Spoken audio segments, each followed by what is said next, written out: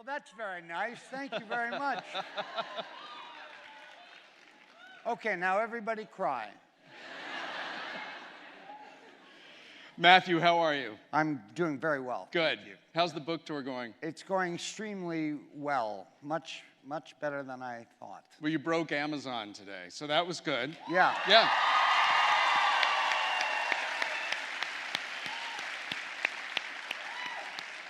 I asked him to say that right away.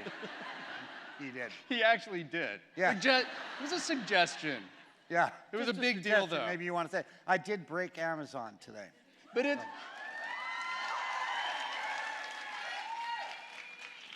But it is doing better than I think everyone knew it was going to be, because it's you and it's this story that you tell, and it got a lot of press and attention. But it actually is exceeding expectations. And why do you think this story, besides a beloved guy from Friends, is resonating, and people are so curious to hear it? I think almost everybody, has had their lives touched in some way or another by addiction. And, the word got out that I was writing a book that really talked about it and really talked about what I went through with it and how I came out the other side. I mean, what an example of me coming out the other side. I walked out, there's 1,500 people, everybody's clapping, and it's wonderful.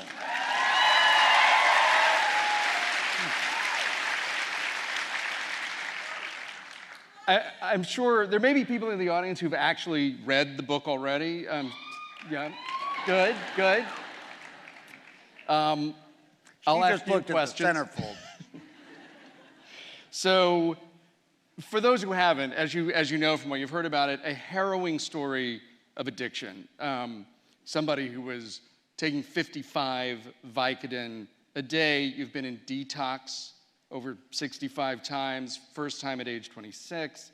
There are also, within this book, incredibly fun stories about backstage at Friends and other parts of your career. But it's also it's a story of a really singular childhood and a life as an actor. And we'll cover all of that tonight, but what was it that made you think now was the time to write the book? Well, the main answer to that is that I felt very secure in my sobriety. And that was the first time in a long time, and it took very hard work to get there.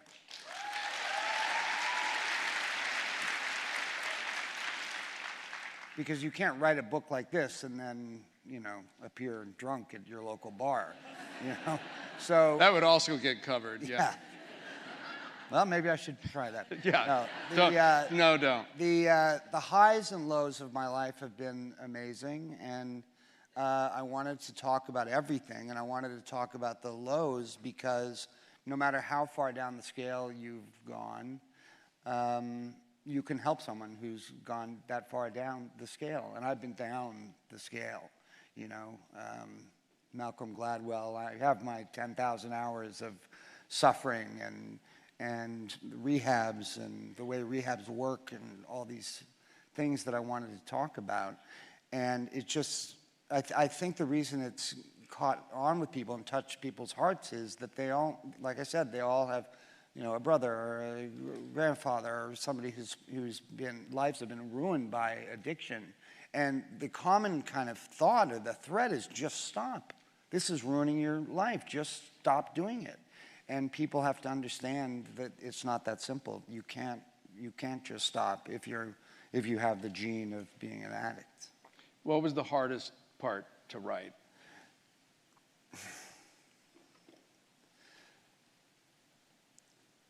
It wasn't that difficult to write. There were definitely difficult times,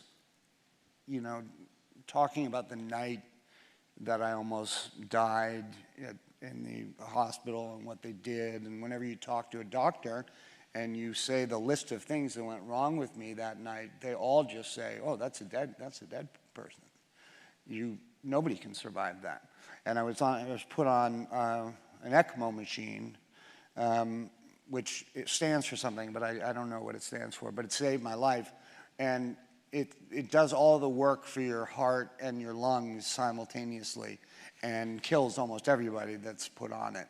When I went to the hospital, there were 5 people put on ECMO that night, and 4 of them died, and I survived. So the immediate question becomes, why? Why me? Why did I survive when all of these other people passed away? And you have to come up with an answer, and the answer I knew right away was in the area of helping people. I didn't know exactly how I was going to do that, but I knew that that's the biggest juice that I get and have gotten in the past, was helping people. So the idea of writing a book came across my brain, and I wrote it, but it wasn't that tough to write it. What was really difficult was to read it. And I had to do the Audible version of it, and so I had to read it, and I've been avoiding reading it. And then a couple of nights before I had to do the Audible, I read it in one big gulp. And it's like I disassociated a little bit. I honestly, and this is not a joke, I honestly was like, oh my God, what a horrible life this man has had. You know? And then I realized, it's me, this is me we're talking about.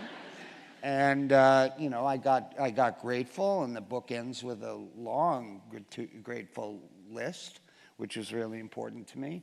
But reading it was the dramatic thing. Like that night, I literally could not sleep in the same room as the iPad. I had to take the iPad and put it in my living room so I could get some sleep in my bedroom, because it's too much massive injury and what a tortured life it's been for me. On the other side of the coin, of course, it's been wonderful, and there's been amazing things that have happened to me, and I'm grateful for all of it. But through all of it, there was this progressive disease of alcoholism that had to be a secret. I couldn't tell anybody. And because I couldn't tell anybody, because I didn't understand it myself, I was like, well, that was a fun night. Why can't I stop thinking about drinking, though? And that's when I was like 22, 23, and you know, I'd tell a story in the book that's like good, and then I'd go, but why can't I stop thinking about drinking? And because it's a secret, nobody helps you out with it because you haven't told anybody, so you feel very, very alone. And it wasn't until somebody called me out when I was on a movie set, and they said, when you're done with this movie, I know you're sick, and I'm taking you to a doctor. And I kind of opened up to that person. That's in the book too. Gabby, who was my first girlfriend, she just didn't believe me. She wasn't taking any of my bullshit, and she said, you know, I'm taking you to a hospital. And that's how sobriety started for me. But I had no idea how long the road would be.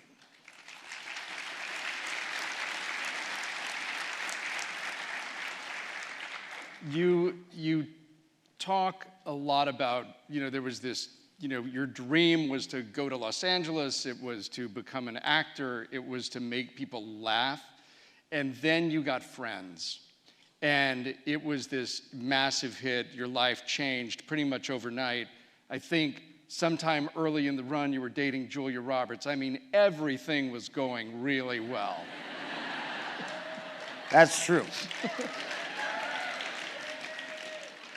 But you talk also about, and this is, you know, when you talk about the disease of addiction, it's, of course, there's the desire to take drugs or drink, but it's also, the disease is also about the neuroses and the fears and the insecurities that fuel, you know, that need to sort of obliterate yourself. Right. And you talk a lot about how you felt like a fraud during those early years, all that success and all that attention that you dreamed about and then felt like a fraud. Where do you think that came from? Well, it came from having core negative thoughts about myself. I'm too needy, I'm not enough, I don't matter, and then getting this extreme amount of attention, but secretly kind of feeling that way about yourself. And it doesn't add up. And I was extremely happy when I got famous, because all I wanted was to get famous. And then after like 6 months, I walked into my house, I was like, uh-oh, this didn't work. This didn't fix what's inside me. This didn't do what I thought it was gonna do. And that's a night you drink. That's a night that, because you don't know what to do. I didn't know what to do next. I did everything that everybody told me to do. I had the American dream happen to me. I'm having a creative, wonderful experience every day, but I can't stop drinking.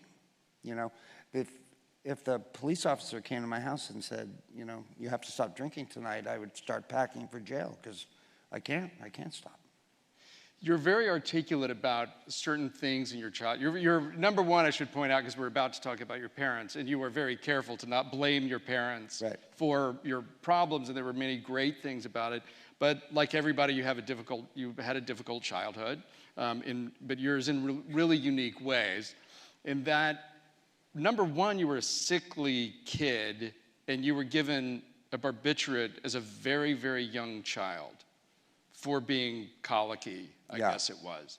And as you've talked to doctors and people over the years, do you think that wired something in you, that you were given that kind of drug so early?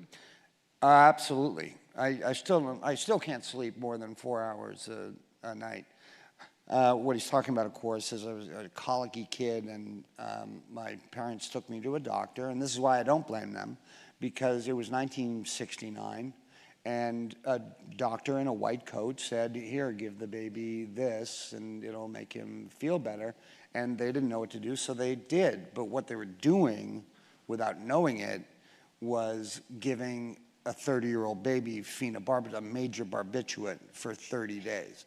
And I can look at some childhood pictures and see my head like squinched. I'm like, I'm high in this picture. And, I was 32 days old, But I did blame my parents for a while, and that was a very prison-like experience, and it's not right. That's what I would have done too if a doctor had given me this and not warned me about it.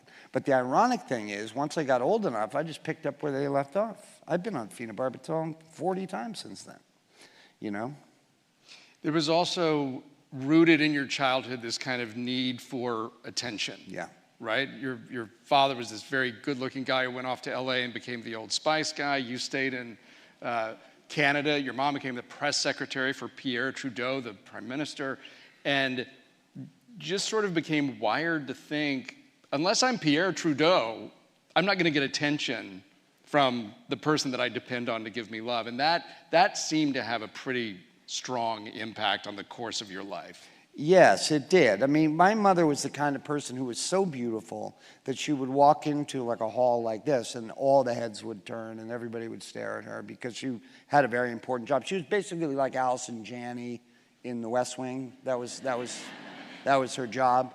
And I would be behind her in the ballroom and say, "Can you turn around and pay attention to me for a second?" But, she was too in need and couldn't do it. And my father was an actor. He was the Old Spice guy, and, he was a gorgeous guy. What I learned early on was to not take women back to the house. Because if I heard the term, "Where's your father?" one more time. You almost called the book Unaccompanied Minor. Yeah. Why is that? Well, my parents, my mother lived in Canada, lived in Montreal, and my father lived in Los Angeles and has started a life in Los Angeles. And when I was 5 years old, they put me on an airplane from Montreal to Los Angeles when I was 5. And what they did was they put a thing around my head, like this name thing around my head that said unescorted minor. And I was incredibly scared, really scared. And I had this sign on me, and my feet didn't hit the end of the chair, And it ends up kind of having a neat story with it. Like, whenever I buy a house or wherever I change where I live, I always make sure that there's a nice view. The view is the most important thing. When I go look at a house, I go right to the window and I look at the view. That's what I care about the most. And I realized that's because when the plane was landing, you could see the lights, the city lights, and I knew, oh, I'm about to be parented again. And so when I look out at the ocean or I look out at city lights, it calms me down because I feel like I'm being taken care of. And unescorted minor, of course, is what it said on the sign. So, you know, that was a possible title for this too. Also Jurassic Park. It's taken. Yeah, it was taken. Yeah, well, too bad. Yeah, I didn't have any dinosaurs. You're also very honest in the book about, and this is something that people discover, anybody who's dealt with addiction in their own life, that Vodka was an odd choice. It's not vodka. Yeah. Okay.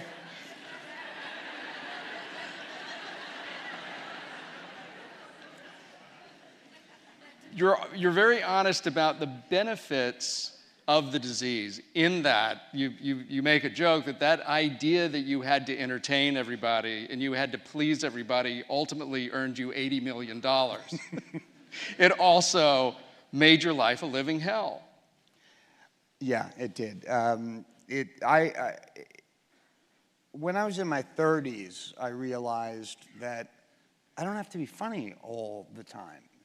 You know, and what a break that was. It was like, oh, just calm down. You don't have to be funny all the time. People still like you if you're just, and it must have driven people crazy to be around me. Just stop with this, with all of these jokes. Just stop, just talk to me, you know. And, you know, once I did that, I was able to calm down and I was able to know that maybe I am enough without doing that. And I realized that that was the truth, and that I'm the things oh, thanks. The core beliefs that I had were what I said before. I was too needy, I wasn't enough, and I didn't matter. And my whole life was about trying to have those three things not be true. And when I had a drink or I had a pill, I didn't feel like that anymore. And that's why I was so, you know, destined to be an addict and take all of these things. Because to some people, and I like saying this because people understand it, when most people have a drink, they feel a little goofy or something, and then they stop, and then they drive home, and then they go to work the next day. When I have a drink, all of a sudden, for the first time all day, the whole world makes sense. And if everybody felt that way, everybody'd be drunk all the time. You know what I mean? And I had that. And then I got to a point where I needed it. And all the things that, if you wake up and you need 55 Vicodin that day, that's a really hard day. You know, I had 8 doctors going and fake migraines and fake back injuries. I would sit in MRIs not injured, you know, just to get the pills if somebody who was injured, you know. Go to open houses? Oh, yeah. I would go to open houses and go to the bathroom and open the medicine cabinet and steal pills out of the medicine cabinet from the open houses, figuring that, and I looked at the dates, and if the dates were old enough, then I could take like 7. And if the dates were new, then I could only take 2 or 3, figuring that as I drove off, they weren't going to go, Chandler just ripped off pills from... Chandler Bing? Yeah. No. Stole from us while he's, you know. But that's what I would do in order to get the number up. The first time that you picked up the big book of Alcoholics Anonymous, you discovered this quote, and you say in the book that it really resonated with you. These men were not drinking to escape. They were drinking to overcome a craving beyond their mental control. Yeah. And that was kind of the moment that you realized you were an addict. Why do you think, what was it about that statement that resonated with you? Well, it made me understand right on the spot that I was an alcoholic, that there were people that wrote this book in 1939. There's 10 million to 20 million people who suffer from this. And it was a great moment because I was no longer alone. I did think that I was drinking to escape. I didn't think I was drinking to overcome a mental disorder I didn't even know that I had. I mean, how confusing is that to a 24-year-old, you know? And I forgot your question. It was, why did that statement resonate with you? But you answered it. I just proved it. Yeah.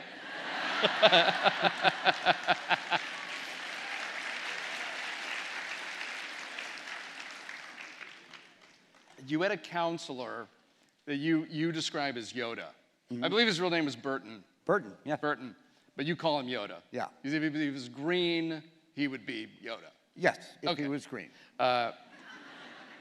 And this was fairly recently. This was after, years of treatment and many, many relapses and detoxes. And he said to you, I think you like the chaos of your addiction. I'll paraphrase, you're addicted to the drama of these relapses. And you were furious, Yeah. right? Yeah. What do you think about that statement now? Well, what do I think about it now? Yeah. It's not right. It's not right. And I was really upset at the time. I said, what are you talking about? This has ruined my life. This is something that has completely shaken and ruined my entire life. Every story I tell about every single year of my life is horrible because of this. And he said, this is your second time here. You like the chaos. You like because when you're here in this place, you seem like a pretty happy guy. And that was actually true. But that was true because I had been there more times than anybody else, so I was on the side being able to help people. Right. You know what I mean? I was like, come here for a second. I'll explain this to you. And, I'm not addicted to chaos. My life is a lot calmer now, and I like that. You talk a lot about various treatment centers that you were in, and I became absolutely furious when you were, for example, a treatment center in Switzerland, I think was giving you 1,800 milligrams a day of oxy. Yeah. That some of these treatment centers just prey on addicts, people who are really in trouble, and not all of them.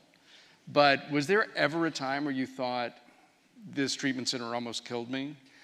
Yes, and I may have wanted them to, because I was asking for all this. And when I was on 1,800 milligrams of hydrocodone, that's a number that kills everybody. And I was just waiting to get high, get up to the number where I can be high. And that was in a treatment center all the way in Switzerland. I mean, it was insane. And I almost died there. And I put in the book that I have, from the original injury, I have all these, I had all these surgeries on my stomach, and my stomach hurt. And they were going to place some kind of metal thing in my back that would take away the pain of my stomach. So it was a medical procedure, and they gave me propofol, the Michael Jackson drug, and my heart stopped. And my heart stopped for 5 minutes. So in the book, I say, close the book, take 5 minutes, feel how long that is, and then welcome back. And this man jumped on me and gave me CPR for 5 minutes, and he saved my life. He broke 8.5 of my ribs. And I'd just been booked in this big movie, and I couldn't do it because I couldn't move, But treatment centers along the line have either been helpful or just taking advantage of your money and just wanting to keep you there. And if I was saying I wanted 1,800 milligrams of oxycodone, because I did want that, they would just keep doing it and just keep giving it to me. And it wasn't until something that dangerous that I'm going home, I gotta get control of my life, and this is great. My heart stopped for 5 minutes, and it didn't flatline, so I didn't die for 5 minutes, but it's 5 minutes long. And then I think, if I wasn't on Friends, would he have stopped at 3 minutes?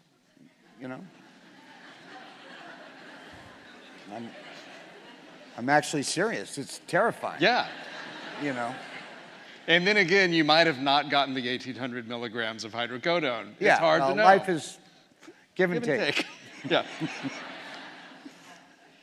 You actually say there was the insanity of the disease, and of course, with you and your profile and resources, this is writ large. But You flew from Switzerland, I think, back to LA because you wanted to get more Oxy on a private jet.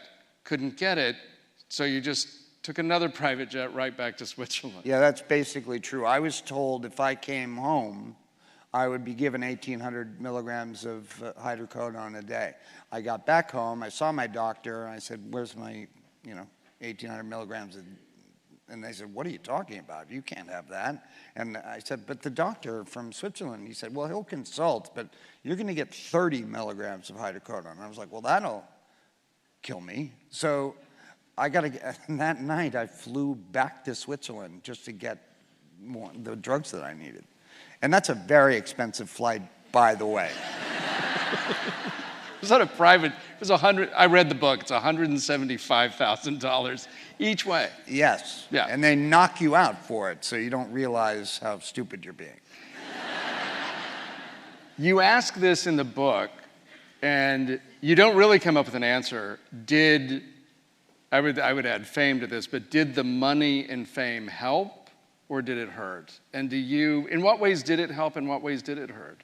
Well, I think one of the ways that it helped was I was on this great job. And I had the best job in the world. I would constantly say I was like the second baseman on the Yankees. I had this great job that I couldn't mess up. So it would calm it down a little bit. And the other good thing was I had the money to pay for help. But an incredible amount of money. And I'm not getting the right help. But I spent millions of dollars trying to get sober, and that's not an exaggeration. So the job and the money did help. One of the things I say in the book is when you're making $1 million a week, you can't have the 17th drink. You have to calm it down a little bit so you don't. And I had a rule that I would never drink or take drugs while I was working. And that was basically born out of the respect that I had for the other 5 actors. But I just barely got through that. And I would work extremely hungover. And so, I was basically, it was like I was drinking at work because my head was screaming all the time. I want to dive into Friends a little bit, but I know that one of the things that's so valuable about anyone who is, well-liked or famous writing a book about addiction is people are going to read it. People are going to see their story in your story. They're going to realize that they need help. They're going to realize they're not alone. But what do you say to someone who reads this book and says, he's got millions of dollars. If he wants it, he's got all the time in the world to go get help. And it has been so difficult for him. Mm-hmm. And what do you say to that person? Well, you're right about the money thing. Like, I'm not sure whether it helped or not. But I can't tell you how many people, thousands to 4,000 people, have come up to me and said, if Matthew Perry can do it, well, then I can do it. And when you think about it, it's not that nice a thing to say. Well, given what you went through, I understand. Yes. And I hope it's not as hard for me, but right, he can do it, right? So I think that, that it gets back to no matter how far down the scale I've gone, I can help people. And if I do it publicly, sort of like I've done now, there hasn't been that many books written from the addict and from the addict's point of view. And again, I get back to that thing that I said a few minutes ago, which was, everybody who isn't touched by this disease just thinks, just stop, Yeah. just stop. And you can't.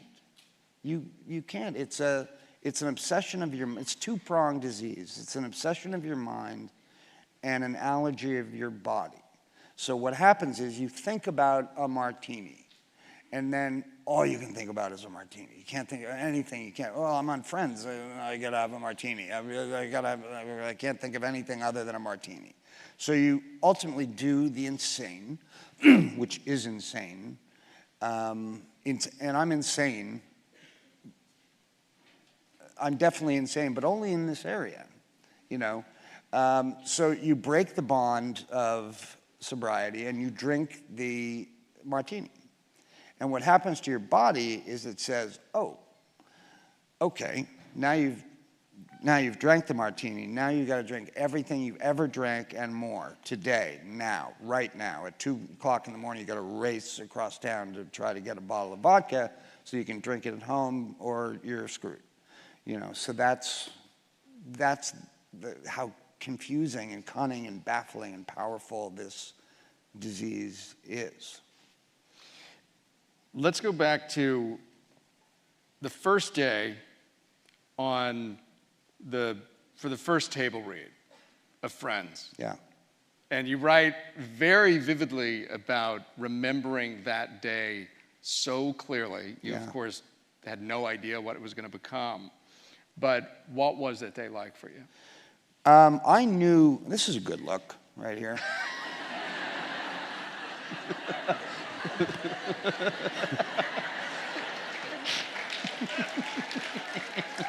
I knew that the show was going to be successful. I had no idea it would become what it became, but it was, you know, we all had been involved with this script and auditioned for it and knew how good it was and character-driven it was, and the last shows that Marta Kaufman and David Crane and Kevin Bright had done was a success, and it was the show to get. And then we did the table read and got to see, oh, that's what David Schwimmer does with the line, and oh, that Lisa Kudrow's pretty funny, and you know, and then it became my turn, and then I was funny, and it was a really crowded room. Everybody wanted to be in that room. And what I talk about is that once we got back to the stage, you could hear people's dreams coming true. You could hear, it was like a popping sound. It was like pop, pop, pop. You could hear everybody's dreams come true as we walked to our cars, and as we knew we get to drive there the next day, and Jim Burrows was the best director in town, and he was directing it, and you know, you had the best writers, luckily the best cast, magic was happening, and it certainly curtailed my drinking for a while. When you have a big cast, you're not allowed to drive. And tell us, Chandler speak. Yeah. Could I be more annoying? Yes.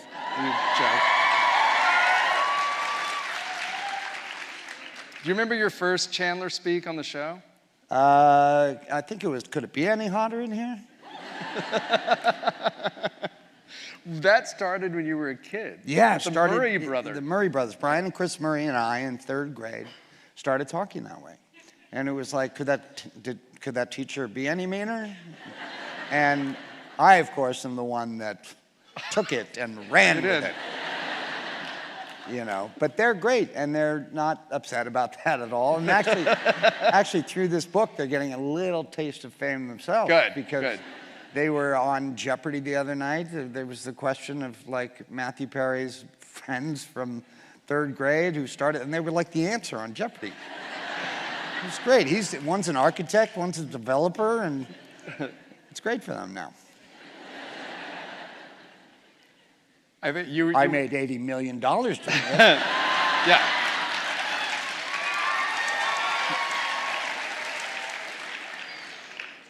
Might be a sliver of bitterness, I don't know.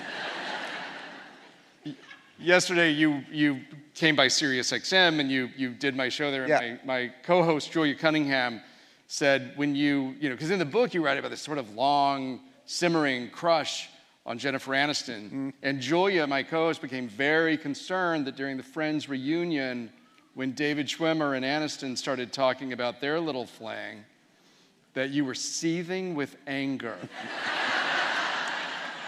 No, I saw it happening. They would cuddle, like, right on the stage. I was like, are you guys kidding? And Jennifer, you clearly don't like me. You write one, I think it was season 4 or something, where you were in very good shape. Yeah. You were clean, and you said you looked really good. Still not good enough for Jennifer Aniston, but pretty fucking good. Yeah.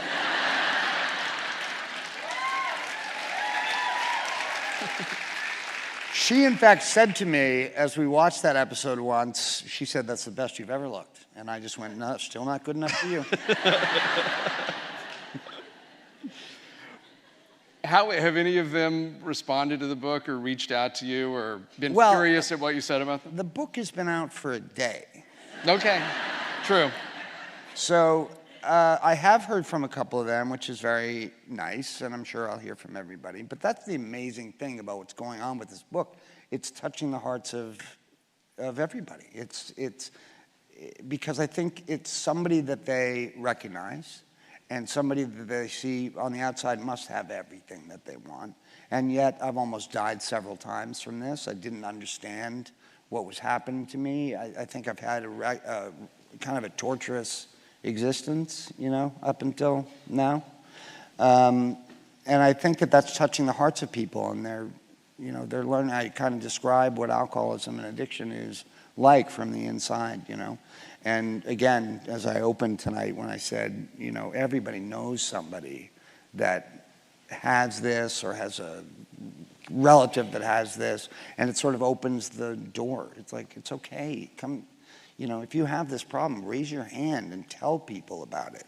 And that's the way you're gonna be saved, you know. And if you raise your hand over there, I'm gonna run over, try to help you.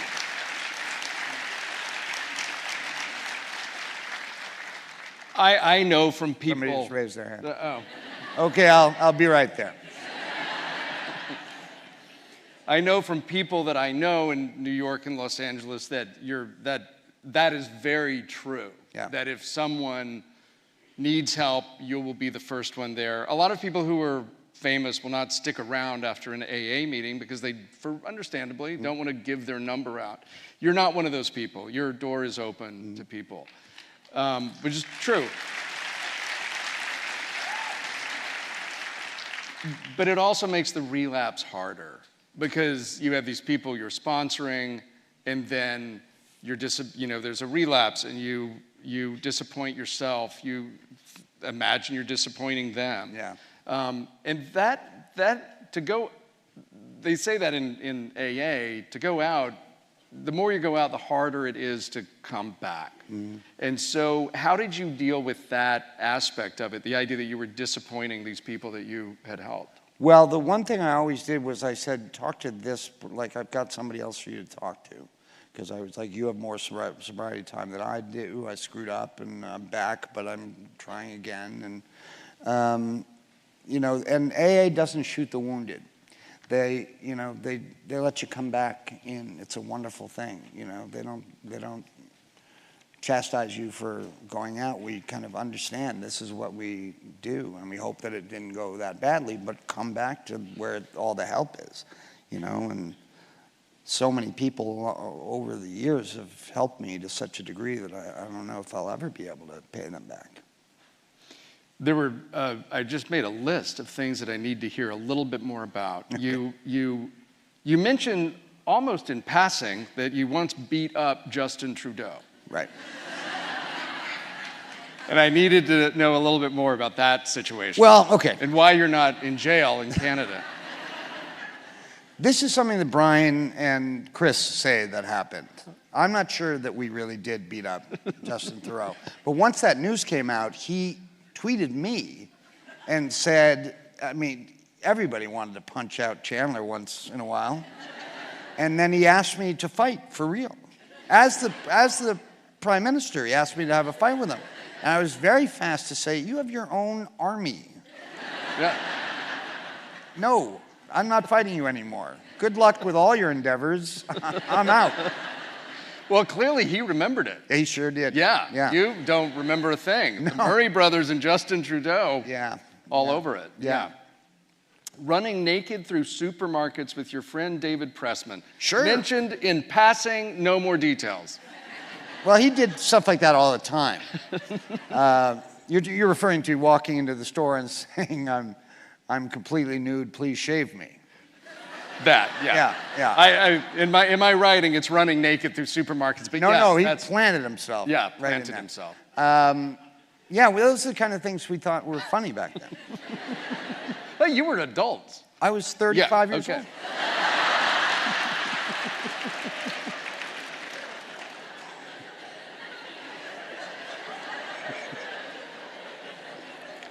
On TV. Very famous. Yeah. Yeah. I was like an important guy, screaming that I needed to be shaved in the 7-Eleven. In the book, you also talk sort of a lot about your craft. I mean, I don't think that's certainly not what the book is about, but you made this really interesting observation when you went from, television to movies. And I thought it was so interesting to hear it from you because you're so good at it.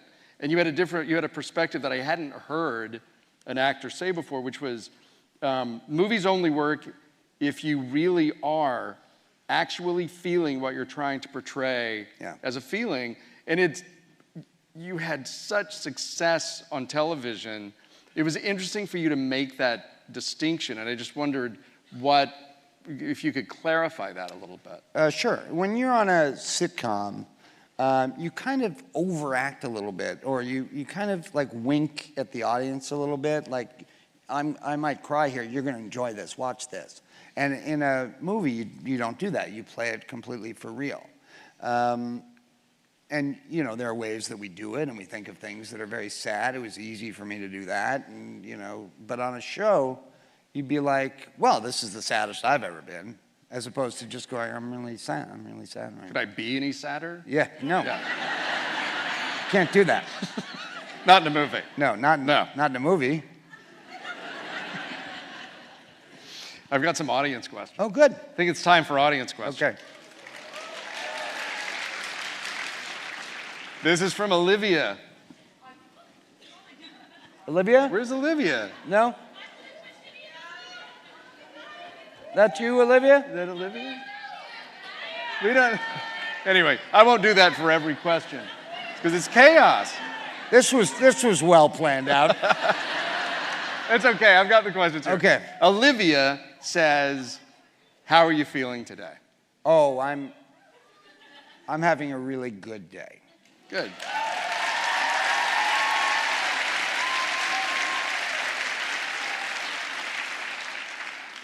Nabila says, Chandler Bing kept me laughing through the bad times.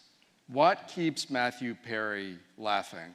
I love this question because there must be some things you take joy in and can laugh at, even in difficult.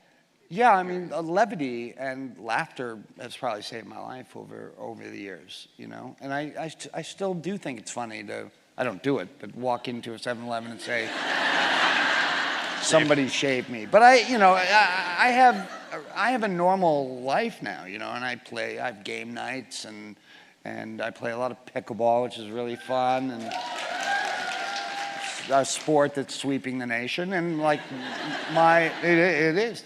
Unfortunately, it's called pickleball. This is it, yeah. But, and I have friends that I, laugh and talk with, and that's the kind of thing that I enjoy. And I'm an actor. I'm all of a sudden a writer. And that got born out of a meeting that I had with my sponsor, and I was feeling uncomfortable and agitated. And he said, one of the ways to beat that is to be creative. And I said, oh. Okay, and I sat in front of my laptop, and 10 days later, I'd written a play. So I was a playwright, and we went to London and we did it, and we went to New York and did it, and then I just wrote a screenplay that hopefully will become something which I'd like to direct, and you have all these new possibilities.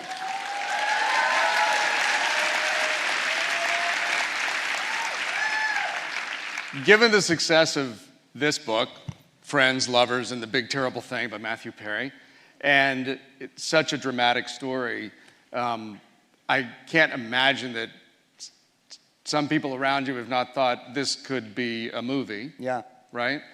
I assume you would play you. I would play me after the coma and after that horrible night.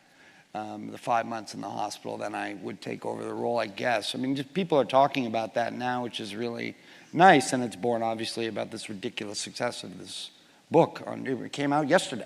You know what I mean? And it's broken all these records, and it's just really, really nice. So, yeah. But again, I can't say it enough. It's dedicated to all the sufferers in the world. You know who you are, and that's why it's doing so well. Is because its aim is to help people, and I think hopefully it will do that.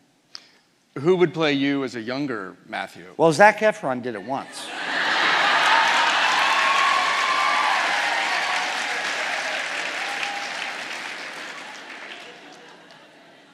Regina. In fact, Zach is right here. No. Regina asks, what is your proudest moment?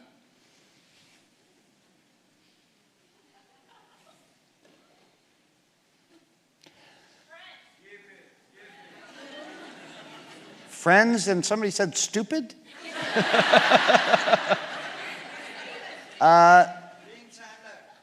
Well, yeah, I mean, I guess the proudest moment was after the horrible 9/11. We were getting about 30 million viewers a week. And after that happened, for about 2 or 3 months, our ratings went up by about 3 million people. So 33 million people were watching. And then it went back down. But during that period of time, everybody watched it for comfort, and everybody went to it for comfort. And that was one of my proudest moments.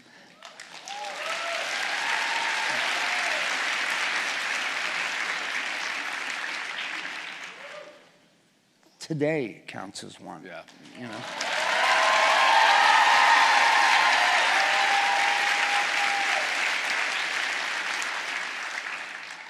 Who was your favorite guest star on Friends?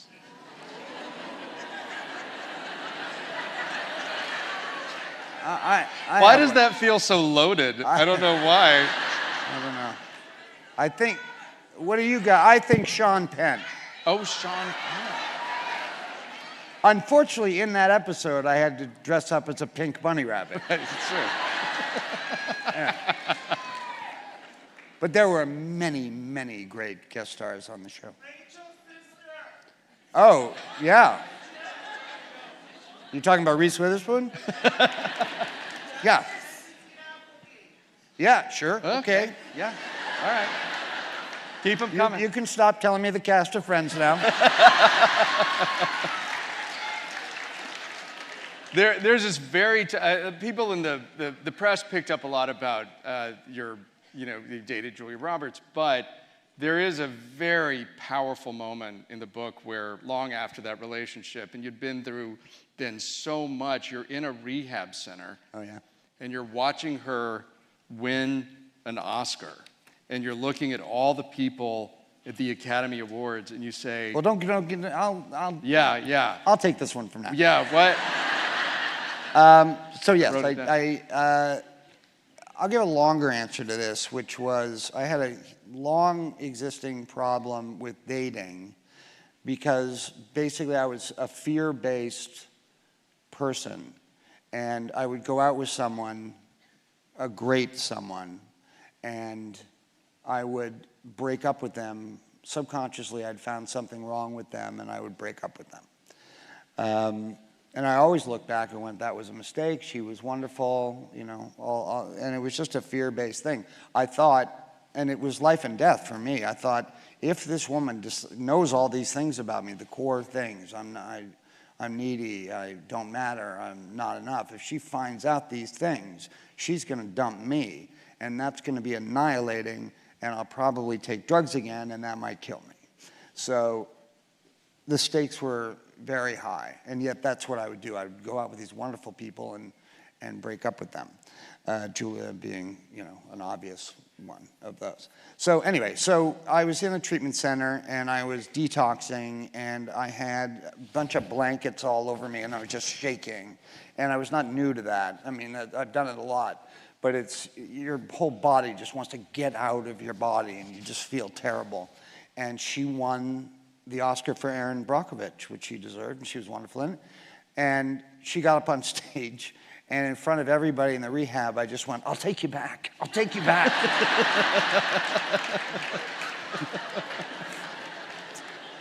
But I did realize that all the people on the TV, all of those people, they're not my people anymore. The people that are in the circle around me right now are the people for me. And you know, I was lucky to have them. Thank God for them. It's a really moving realization because on the one hand, you tell the story, you know, in a glib way. You're like, yeah, these are my people now. But the way you tell it, thank God I have these people. It's really beautiful. Yeah, those are my people and remain my people. Jenny asks, how can I approach someone I love who may be in the early stages of addiction without hurting them or making them close up? Well, that's a really difficult question. All I can say to that is you want a professional on your side when you do that. You want somebody who knows the game when you do that. Interventions rarely work unless there's a professional interventionist who knows what to do. You can't just gather a room full of people, which has happened to me on numerous occasions, and said, what's wrong with you? You got to stop drinking. And the answer to that is just, I'm not going to, I can't. And then they all pack up their stuff and leave. You know, like an intervention is over if the person just goes, no. Yeah. You know? So you get people that you trust, and you raise your hand, and you pick up the 75,000-pound phone, and you call and you say you're in deep trouble, and that's what your friends have to get you to that point. And it's not hard to get to that point, because for me, whenever somebody would bring it up, I go, okay, stop everything. I gotta go get this again, get sobriety again. There's also a very powerful, gentle way to say, I'm worried about you. I think you drink too much. Yeah. And that's the end of it, you know, but they hear that enough, those things sink in, and sometimes it takes some time, but sometimes just acknowledging that there might be a problem without, you know, alienating someone is good to do. Yeah, I mean, but they know. You know, they know. I always knew. But you're right. Sometimes when people would bring it up, I would say, oh, it's gotten too bad because everybody's noticing, and I'll go get help. We're out of time. No, this is fun. Now I don't know what to do. Get more pieces of paper. Told to end it. Oh, thanks. Oh, wow.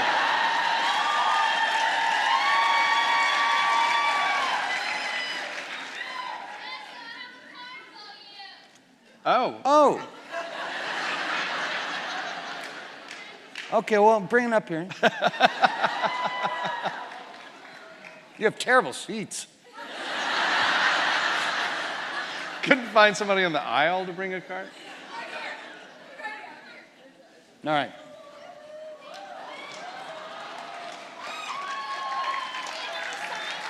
Yeah. There you go. I brought my best friends to see you. Oh, good. I watch friends to learn English, and I'm a nursing student. Oh, cool. Wow. Thank you.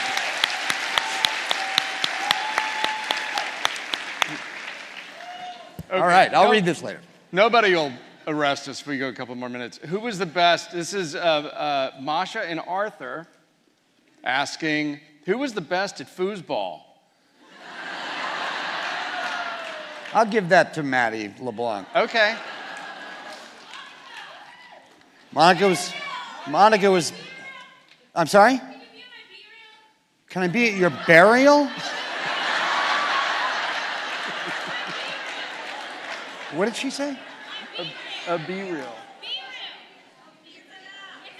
It's an app. Oh. It's an app. No. No, just enjoy the show. I don't want to be on an app. No. All right. We're gonna the last question. Okay. We talked earlier because it's all falling apart. It's chaos now. We talked about the time you almost called this unaccompanied minor. Yeah. Right? And looking, especially after this and sitting here today, what would you say to that kid who was so scared?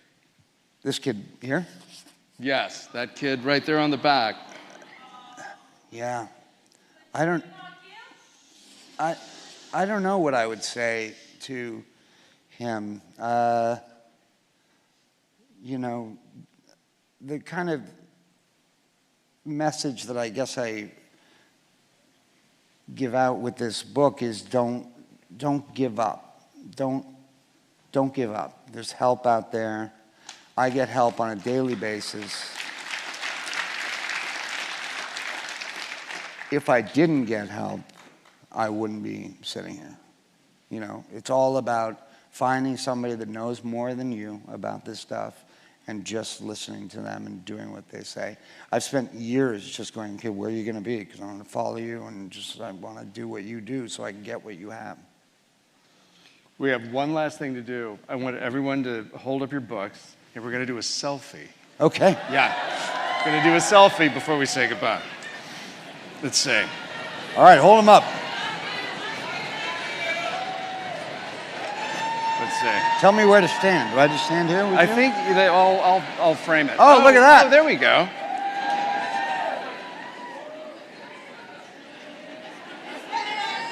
They're over there.